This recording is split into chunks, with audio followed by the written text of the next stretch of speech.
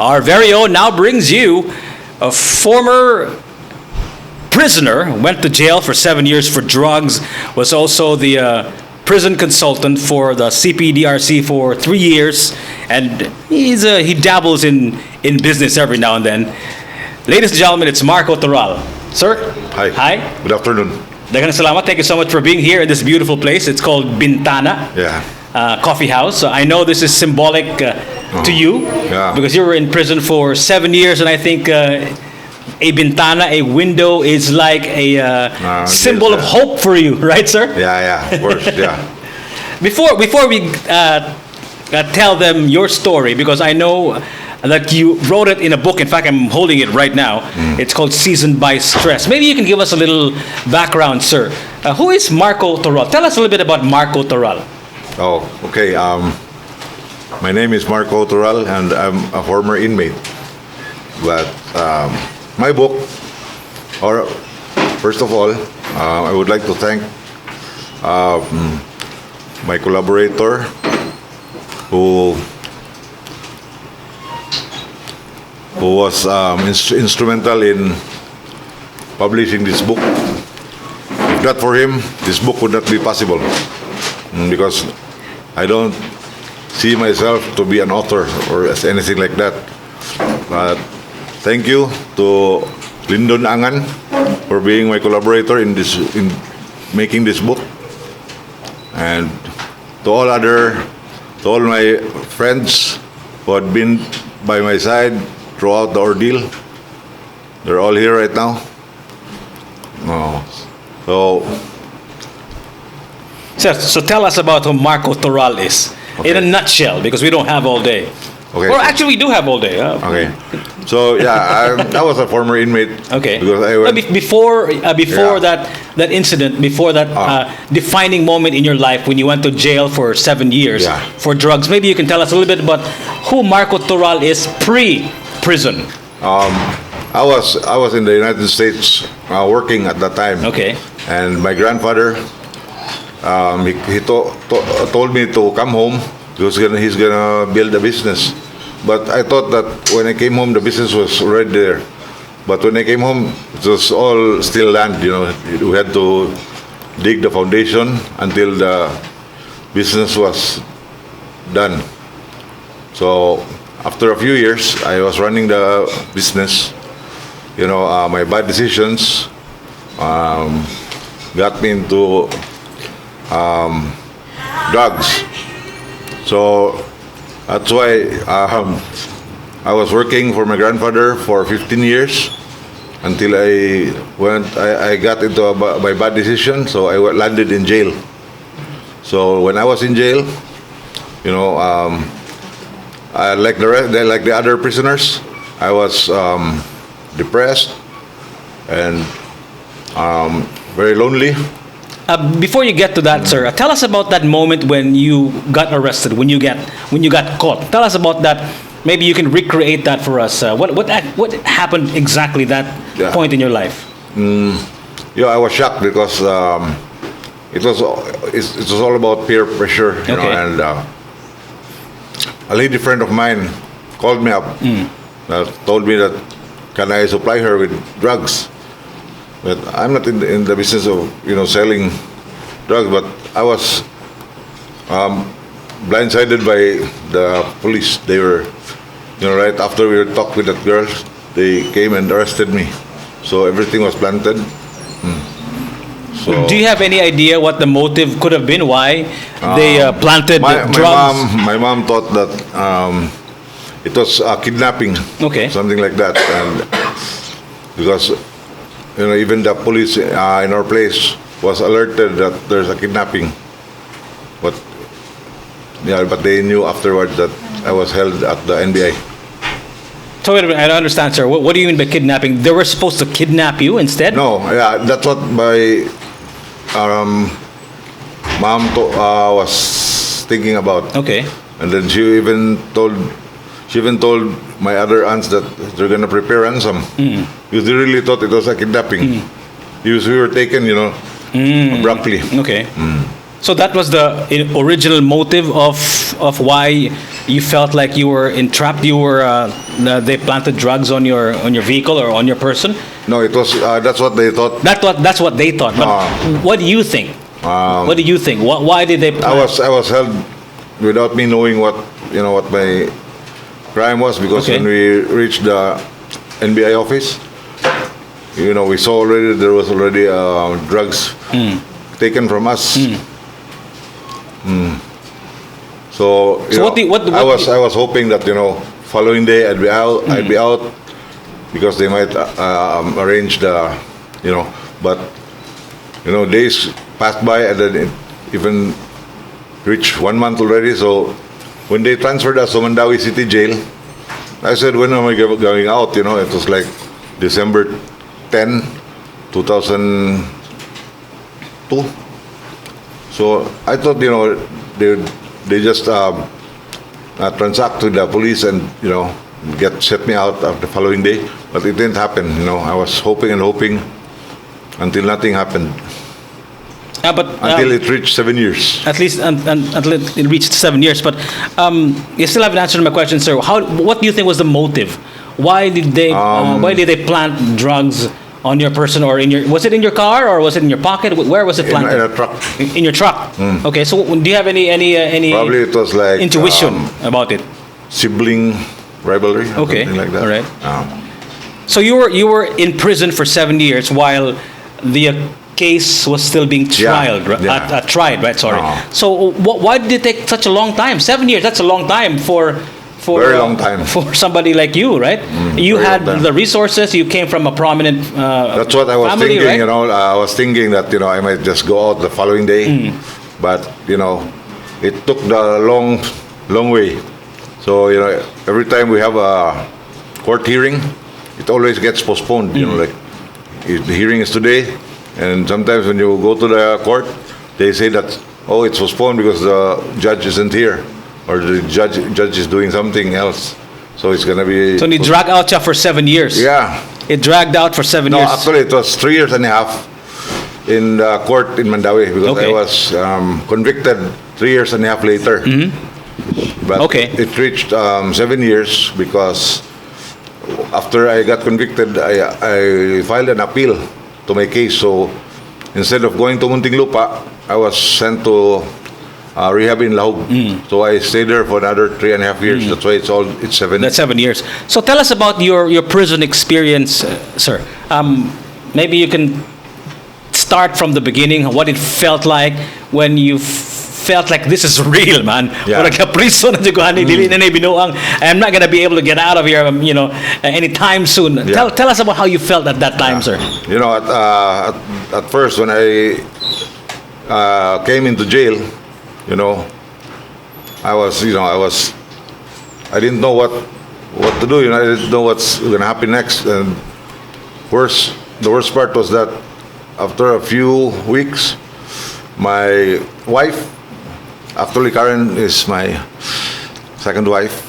So my first wife, she filed for an annulment of our marriage. So I couldn't believe what she did. So I wanted to call her, but she don't answer the phone.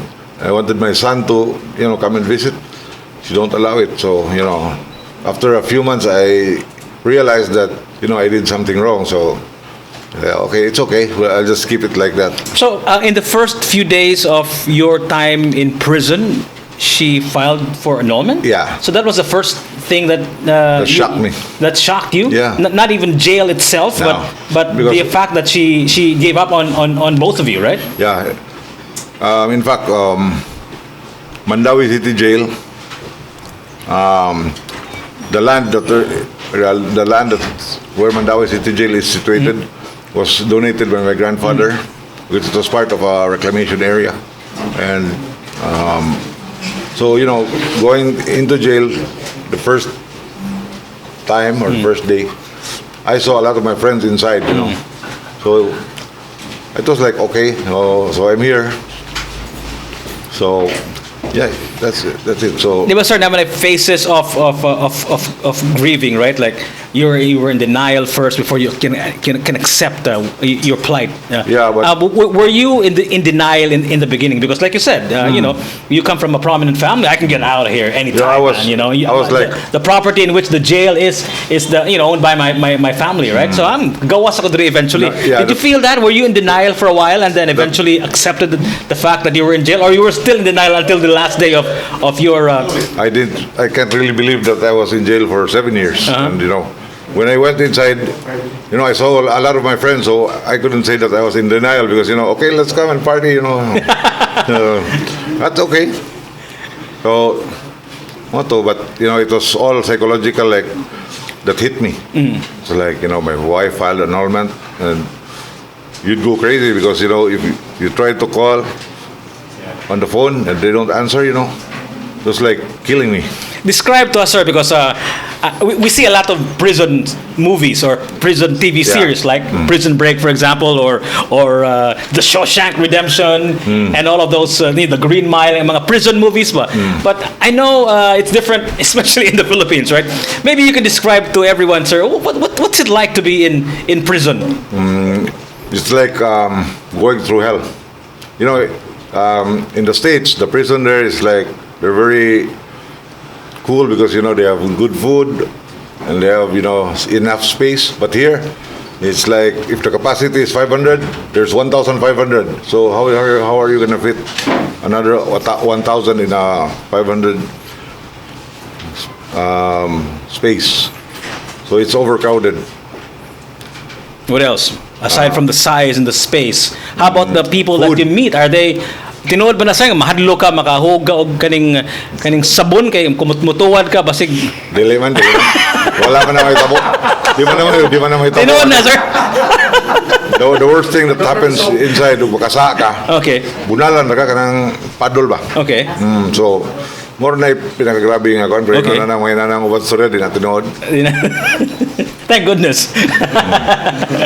So what else, sir? What else? The food How is bad. about that? No, the exercise. Do you have, how many hours are you given to stay outdoors, and how many are you in the actual cell itself? Because I know nga pag-auso naman every now and then, right?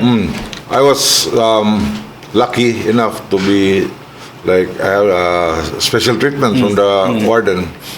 You know, I could go out anytime I want, but the usual schedule was 2 hours for the inmates to go out. But not everybody. Only the one who wants to play basketball. So they're allowed to go out the cell and go upstairs and play basketball for 2 hours. After that, they go inside. So describe to us the cell, sir. Inside your cell, how many When I went roommates did you have? Yeah. And maybe you can describe to us asang CR, or say tsura sa katre, and all of that stuff. Yeah. When I went in, our cell was like 4 by 5 feet. Okay. And there's like 25 inmates. All 25 inmates. Yeah, in one 4 by 5. And you all sleep on the floor. Yeah, side by side. And then the CR was like this big, the table this big only, the shower room. Then, you know, it's very dirty because we have the drum, right, for water. Then when you get the water and take a bath, the soap will go back to the drum. So the next inmate is gonna, you know, take a bath with the drum that was used before. It must have been extra spicy for you, sir, because you live a relatively comfortable life before Yeah, it was you very went to hard for prison, me. right? Very hard. So medyo basig kaning grabe kay imuhang suffering dito. Tell us about what you were thinking when you were finally lying down with 25 other inmates in that small space, and you were eating the kind of food that they had in prison. Unsa imong paminaw sa nimo, sir? Because I know in your book, I'm going to reveal some parts of the book. You mentioned nga tagaan ka pagkaon sa imong inahan every now and then, right? Every day. Every day. So you had relatively better food than the rest of the guys, course, right? yeah. Actually, I only eat the prison food when it's like midnight. Okay. Midnight snack. Midnight snack. Because we repair the food, Okay, like the sutanghon. Oh. We mix 1 can of sardine, and then noodles. So to make it, you know, to make it look plenty. So you're already in jail, okay, and then your first wife files for annulment. So it's like the world is crumbling for you, Yeah. right? Maybe you can describe to us, sir, your lowest moment while you were in the prison, sir. Yeah. Maybe you can describe it to us. Every time that I try to communicate with my wife and she doesn't communicate back with an answer, I always think about killing myself. Pila ka to ka cellphone akong bunal sa baskitan every time I call she doesn't answer. Actually, right after a few months, a friend of mine who Lyndon knows also, John Kubar, he came and visited me in the jail, and he said, "Do, nahutda nag-utong si Pierdo, ano ba?" So I didn't know what he meant. He said, don't pursue her because she's done with you. So I had to, I was really sad, but on the other hand, I knew that I was wrong. So I should just leave it like that until the day came that the annulment was pushed through, and we had to go to the annulment court. I went through all that. It was very hard for me. Did you actually attempt ending your life, or was it just a thought in your head? No, I attempted. In my life, every time I thought about those problems, I said it's better to end my life now than see the. So, what stopped you from continuing that? Actually, it was really my mother who kept on giving me hope that don't worry about that. God has a plan for you. So my mom always came to visit me, and she always was she was always the one who encouraged me to just keep it like that. Don't worry about it, because You mentioned early in the book that it was your grandfather who was your idol. You looked up to him. In fact, you have your business acumen from your grandfather, right? In fact, I think he was the one who encouraged you to become a businessman. Where is he in all of this? Where is he? Asa man siya ni, like, nahibaw ba siya nga nakas my grandfather, or what? Yeah, my grandfather was never knew that I was in jail. All the information about me was held by my aunts and my mom, because before I got into jail, every day my grandfather and we see each other and ask about what's going on, and it goes every day. In fact, he goes to the house to wake me up 5 o'clock in the morning before he goes play golf. Oh, wake him up because I'm gonna ask him something. So my mom knocks on the door and, "Come out because your grandfather's here." Nga wa mo siya paibawas, sir. Why didn't you let your grandfather know about the fact? He might not be able to take it because he was like 90 years old. So we were pretty close with my grandfather. So and then every time my grandfather asked where I am, because every day he asked where I am. So every time he asked, they just tell him that I'm out in the province to do some work. So that's all they say. They tell him. You were in prison for 3.5 years or so, and you went in rehab the other 3 years, right? Another 3.5 years, right? Yeah.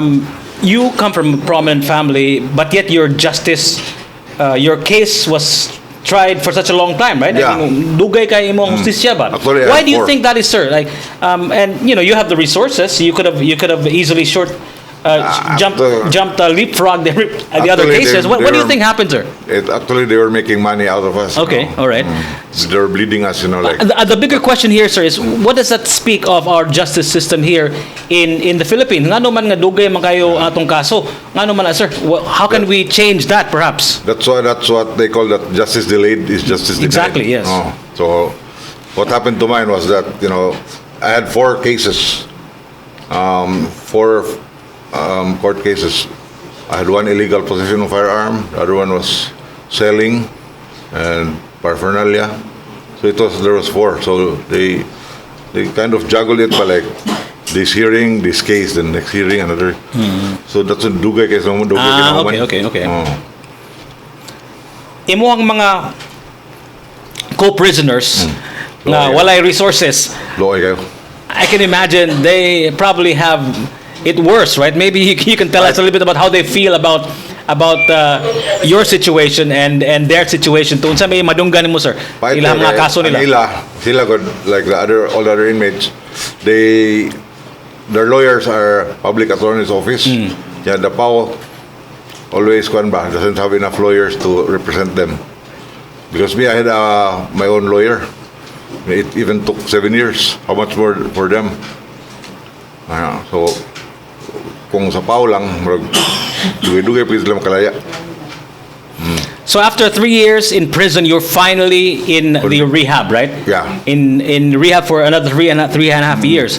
Tell us about your drug rehab experience. Yeah, actually, when I was I was transferred to rehab. I was, already quit using the drugs. So I was there in Lahog, Cebu City Treatment, CPDRC. So I was there for under 3.5 years. But it was like a better place because it was like a dorm. It wasn't a jail cell, and we had more freedom. But like we could go around the compound. So it didn't really hit me like when I was in jail. You mentioned in the book that one of the most frustrating parts of your prison was kanang when a case 9-8 schedule, let's say 6 months from now, 8 months from now, we're going to have a court hearing already. But when you finally go and show up in court, The judge isn't there. the judge isn't there. Tell us about that experience and how did it feel like? It's very frustrating because like you're excited, like okay, your hearing is 6 months from now, so you count the days, not by days. 1 month is 1 day for us, So dahil around 6 months, unom na kadlaw. Ano ba? But we counted by month. 1 month is 1 day, so dali na kayo ba? Yeah. So when the time comes, you go there. You dress up early because you're going to court hearing. Yeah. When you go to court, a lot of you goes together, and then they put the handcuff. Lambing ba?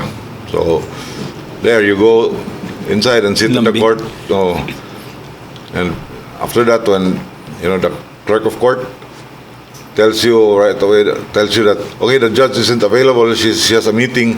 So you feel like you're depressed again because you have to go back to the jail, and when you go back So to how jail, long is it nga mobalik ka diha niya paghuman did this happen often?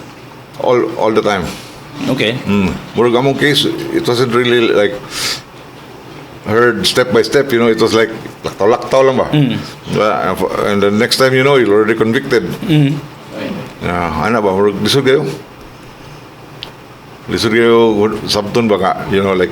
We have been talking about, politicians have been talking about it, and we have been talking about it from as far as I can remember. We have to fix our justice system in the Philippines, and I've heard that over and over and over again. In fact, a lot of politicians are promising they're going to fix the justice system. The first thing. So what can we do, sir, that will have some semblance of progress? So how can I say?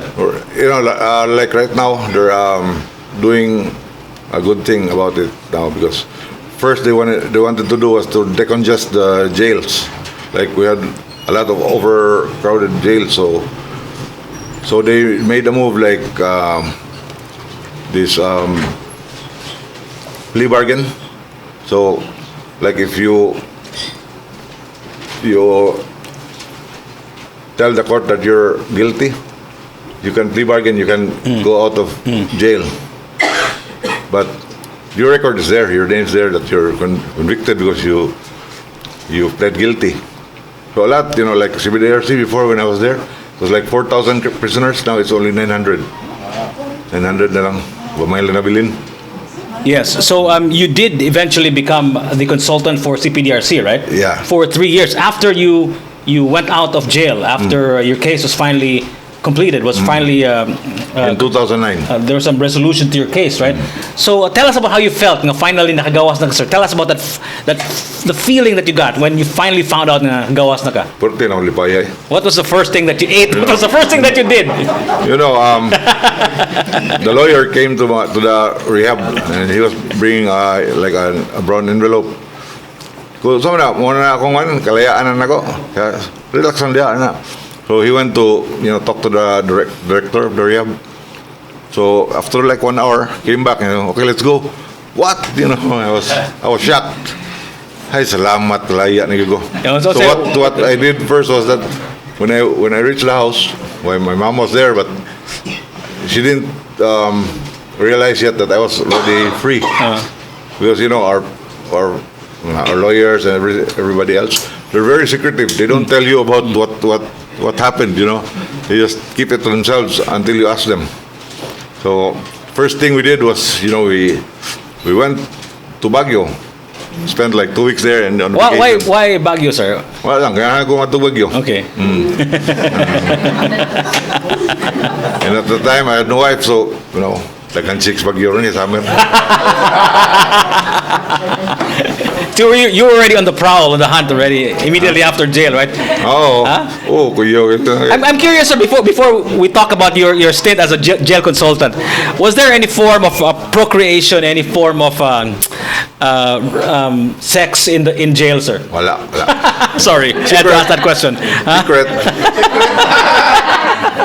Because people are telling me, a jail is like a little society, right? Naagin na siya yung mga hari, Murag barangay. murag barangay ba?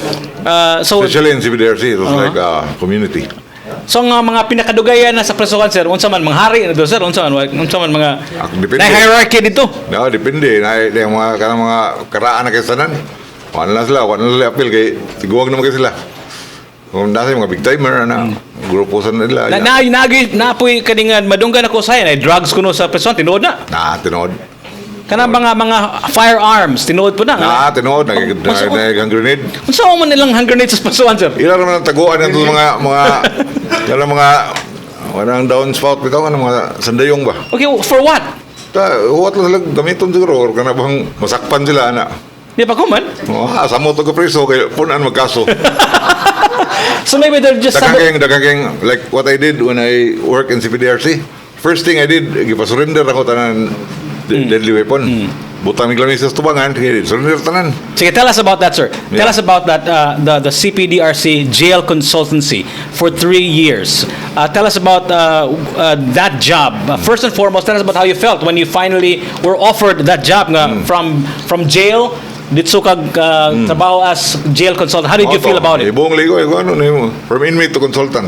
So, mo to istorya nako nga the first thing I did when I stepped in CPDRC, I was looking at the prisoners and I said, oh, these guys look familiar, and I know what these guys are hiding. So, following day, I told the warden, put a long table in front and tell everybody to surrender all your deadly weapons because, they had all kinds of deadly weapons like mga bukog, baboy, gimong kutsilyo. Ito mo, weird mga gamit ba? Tag-askis tanan na. May kunsa lang lagi. So, okay, so this is it. This is what we're looking for. Surrender kita. So, they were asking me, how did I know that, that there was like deadly weapons inside? I told them, we're the same. I came from jail. They didn't know that I came from Mandawi jail. So, I was also a BC-45 gang member. So, when I went there, I showed them my tattoo. I had a tattoo in my back. So, we're brothers. Sure, yeah, of course, yeah. So, okay, who's in charge? And the guy who was in charge there was Lito Granada. He's now in Muntinlupa. So, kinsa may mamatikay dito sa presohan, sir? Tanan. Tanan ganahan practice-practicean ka. Okay. Ayban, ini ana sakit kasan kay lagi duot yung mayang lagom ana bitaw luoy kayo. Pero tanan tao presohan except anang di magpa-tattoo. Lagi tattoo tanan nga BC-45. I saw you in that Netflix documentary called Happy Jail. Happy Jail, right? Is that true? Is that Yeah, that's the real is story. being in jail a happy situation for anyone? Why is it I called did- Why is it called Happy Jail? I made it Happy Jail during my term. Okay. Because, when I saw them that they were like they had very bad food, like just like in Mandawi, and they're very overcrowded at the time. So the budget for their meals before was like 1 million per year. So we revised the budget and sent it to the capital. So instead of 1 million, we made it 10 million per year. So that's why everything was improved. Like we had pork every other day, fish every other day, and everything. So all the inmates were really happy. So I told them just cooperate. Where we came from. So we're all the same. If you have a problem, just come up and tell me. So that's what they did. They just come up to me and, sir, ako asawa sir, wala mo dalaw na ko. So pagkita na to, ito. So Yeah, you mentioned in Happy Jail that mo na mga advice nga pangayo sa kadaghanan sa mga inmates nga gibiyan sila sa mga asawa. So ang utan ako myself when I was watching it and I was reading your book, I was wondering unsa kay advice gihatag niya sa nga you yourself your first wife left you mas grabe filed pa ako. for annulment, Ito, right? parehas na problema, mas grabe lang ako. So unsa may imong advice nila, sir? Ako, kung di nam dalaw, ayon lang po dalawa. So mo nito nga amo dengi usaba. Amo dengi ko nga. Okay, wa mo mga dalaw. Atong panangid ni Gob, si Junjun David may Gob ato panahon na. Panangid ang Gob nga, pwede ta magpadalaw diri mga inyong mga pamilya. Nga sugot man Junjun, masawalay ko bot. So ipasuod na mo tanang dalaw. Mulipayal kis mga priso nga nasli dalaw like kanang ba kanang Sabado ana. Nandun pagkadugay na extend na mo Sabado sa Domingo overnight na. Nandun na abot tag upat ka adlaw stay in. Lingaw niya quadrangle naman sa tuog tanan. So Okay. lingaw kayo. Okay. One of the programs of the previous administration during your time that also went viral, in fact, was the dancing inmates, right? In Yeah. fact, there's a video of that has millions of views on YouTube. Ang imo nang ipadayon, sir, right? Actually, when I saw the dancing inmates nga kanang maayo siya nga form of exercise and kuan ba. It was good for rehabilitating the prisoners. Ato na ipadayon ato lang panindot og samot. So we improve sa namo tahian mo lang bagong uniforme, donate mag sapatos, istagana mo sapatos nga bagutan ng mga rubber shoes ba. Tanan priso. Lipay kasi sila tanan. Happy Jail. Doesn't that send a wrong message, sir? Because isn't jail supposed to be sad? Isn't jail supposed to be something you will not want to go back to? It's and sad. what's the purpose of prison in the first place? It was sad, but when I came in, I made it into a happy one because the inmates had everything they needed. Like they wanted livelihood program, projects, income generating projects. I gave it all to them because I knew that when I was in prison, I didn't have the chance to, have those things. No, but my question is, isn't the fear of being in prison supposed to be a deterrent, right? Let's look at it from a societal wider scope. Di ba? Hadlok na mga priso ta, di ba? Happy jail and all, ganahan ng mga priso. Siguro kay happy yung Yeah. day. Sa CPDRC is across BBRC, Yes, right? yes, yes. In Kalunasan. Yes, so. So, in the morning when we do our training, the inmates from BBRC, they always shout at us, "Sir, mamalhin mo diya." So, what I answer them, I'll tell them that, okay, laya sa mo diya, then at sa probinsya, pangita mo sa preso, mari mo sa province sa preso. Kung ang tubag nila. But some really did it. Laya sila, ngita sila sa probinsya, preso sa PDRC. Sir, so maybe you can ask the bigger question. What do you think is the purpose of prison? Why does society have prison? Is it for changing people? Is it changing them to become better citizens when they finally come out? They become functioning people, functioning citizens, productive citizens. Sometimes, I think about when they go into prison and they go out, still the same. It's not gonna reform them. unless you really try to reform yourself. It's within you, but like some other inmates. So you don't think that prison's purpose is for people to become better individuals? Because your book is called Seasoned by Stress, and I imagine you are improved by your situation years ago, right? When you went to jail and you went to rehab. So I guess you got seasoned. So in a way, you're a working manifestation, a working example of how the prison system here in the Philippines actually works. Because I think you're a very productive individual. Now we're having a press conference in front of all of these people about your book. So it works siguro ang prison system in the Philippines somehow, right? For me, it worked because I was lucky enough to come out as an inmate. Yeah. And was hired by Governor Davide to run the Provincial jail.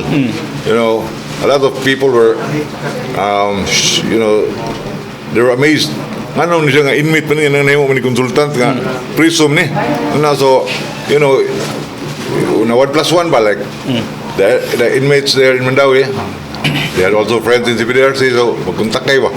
Kuya, huwag ko nang sir ko ano na mo sa consultant to sama na siya.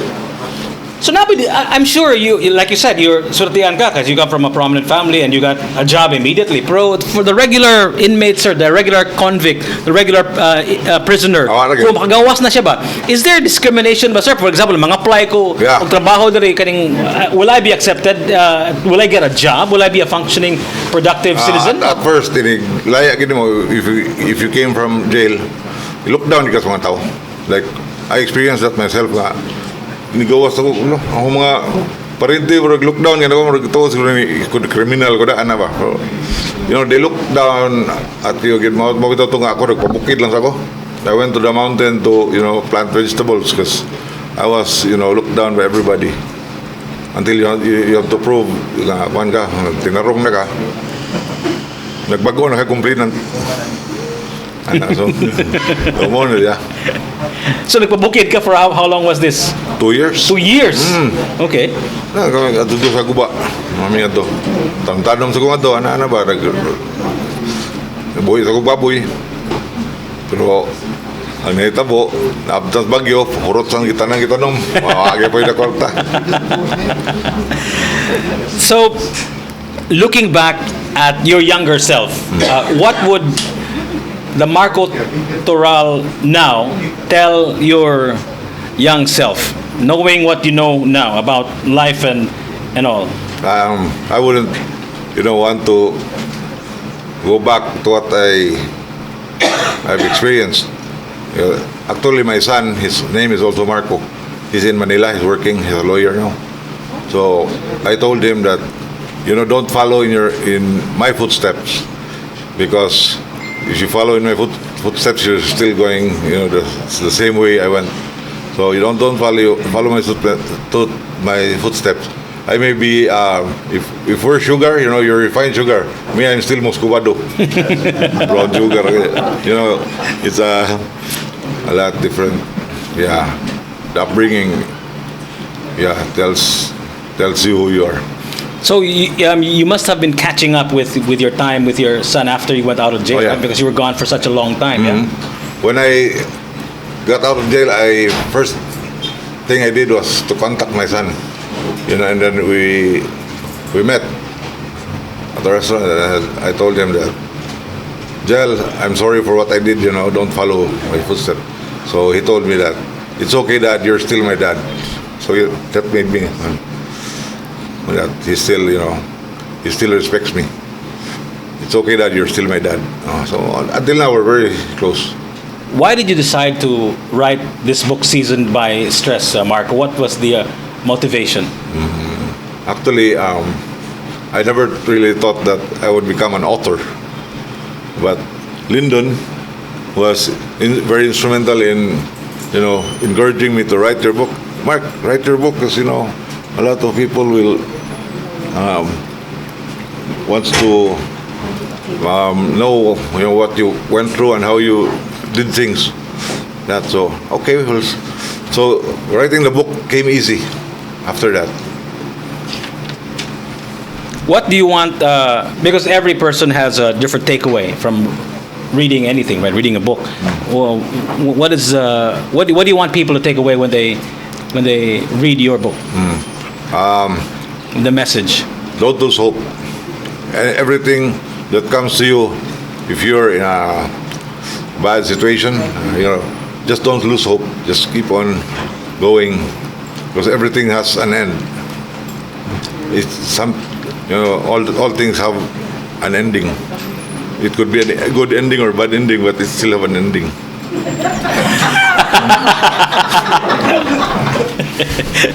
You have a poem at the end of the book, right? That poem was written by my mom. Okay. And it was one of the things that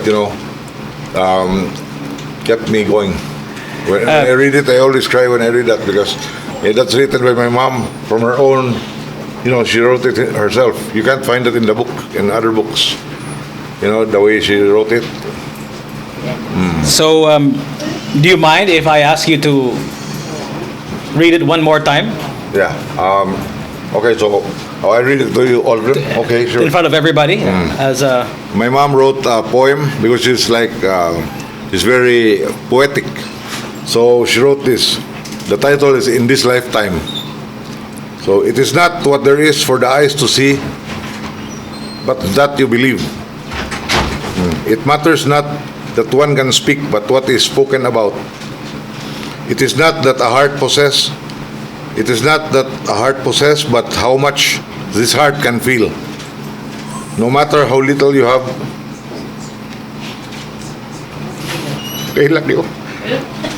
The hand that reaches out overflows with love. It is not how many a tear, but what made you cry.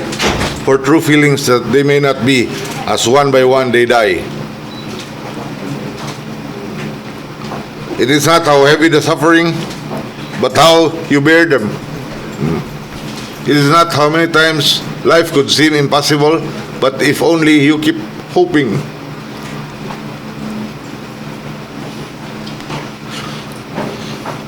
It is not how many times the praying, but how you mean them. It is not how saintly or sinful you are, but what made you become. It is not the legion of friends you collect, but how only a few can be true till the end. Thank you so much.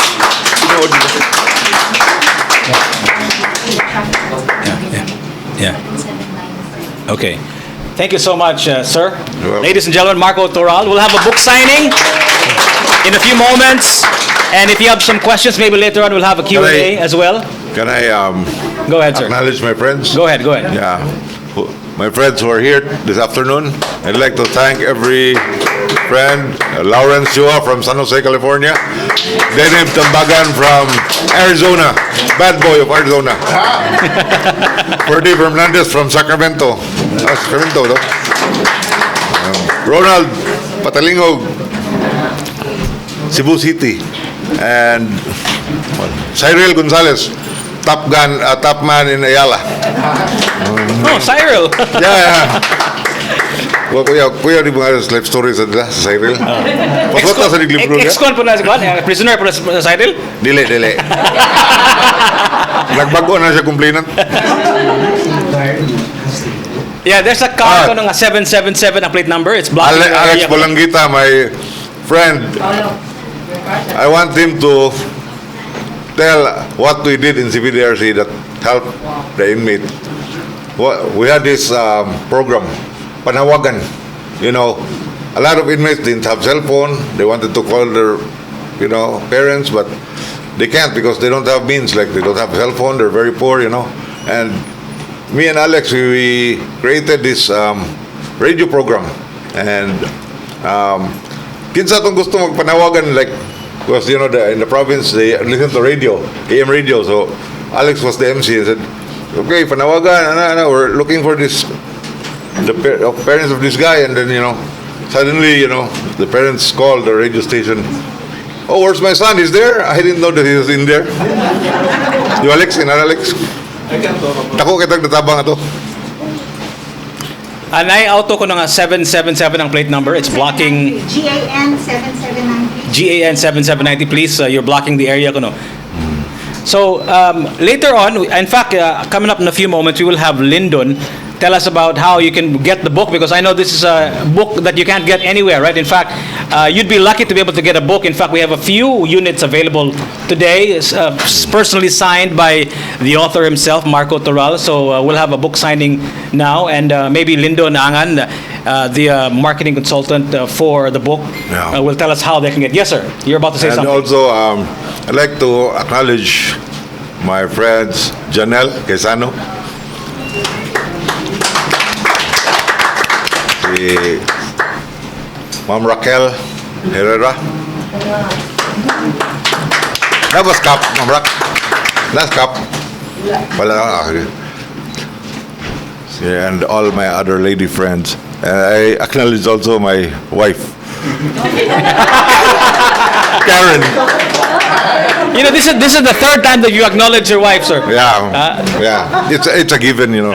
She knows it. We're sports. Okay. Okay. Just like my other friends from America, you know, they're here, they're retired, but we were together in this journey, you know. Like they didn't go to jail, but we were there, you know. We were classmates. We were classmates, all of us. So we have the same problems. Just Would you, given a chance, would you go back and be the consultant again for CPDRC? Anytime. Give it a chance. anytime. Even all the inmates now, they're still calling me. When are you coming back? Because if you're not coming back, we're gonna go home. You know, you can see that in the Happy Jail. Thank you so much. Happy Jail. The film was made. You know, it was actual. It was true story. What we told the filmmaker, it was the real thing. We didn't, you know, like. You didn't embellish it. Wala gid. No, wala gid edit. Wa mo gisulti mo rin tinod. Nga nagdadaan kag pusila to, sir. Kabantay ko, gadadaan kag pusila to. Asa to?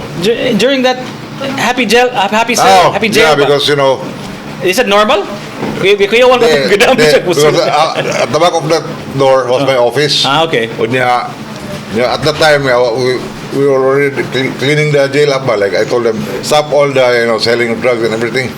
Then suddenly 5 guys were caught selling. So I told them that don't punish them downstairs. Bring them all upstairs. So that's why they went in front of my office outside. So mo to gitakalan sila. It's even going viral now. Ito nga mga takalan. Kinukuyapan. What's takalan, sir? Anong paddle ba? Like paddle. Okay. punishment ba? Okay. Kita ka bastonero to, dako iglawas. So, Thank you so much for sharing your stories there and reading the beautiful poem written by your mother. Thank you so much. Thank you. And I'm sorry for gipahila ka na ko gamay. Sorry so much, sir. Pirmi mo kumilap. Thank you so much, Marco Toral, ladies and gentlemen. Thank you. Thank you. Maybe you can sit there, sir. Do the book signing later on. But before you go, Lyndon, sir, Lyndon Angan is the marketing consultant for the book. Maybe you can tell us where they can get the book. Maybe you can sit there for a little bit. Lyndon, please. Thank you. Yes, first and foremost, thank you for coming out for this book signing event with Marco. You know, if there's one thing that I remember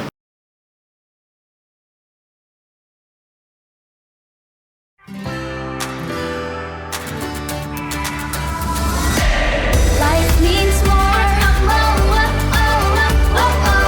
Enjoy the good life. Share the good life. Life means more. Come live the good life at AMOA. AMOA by AboitizLand, where life means more.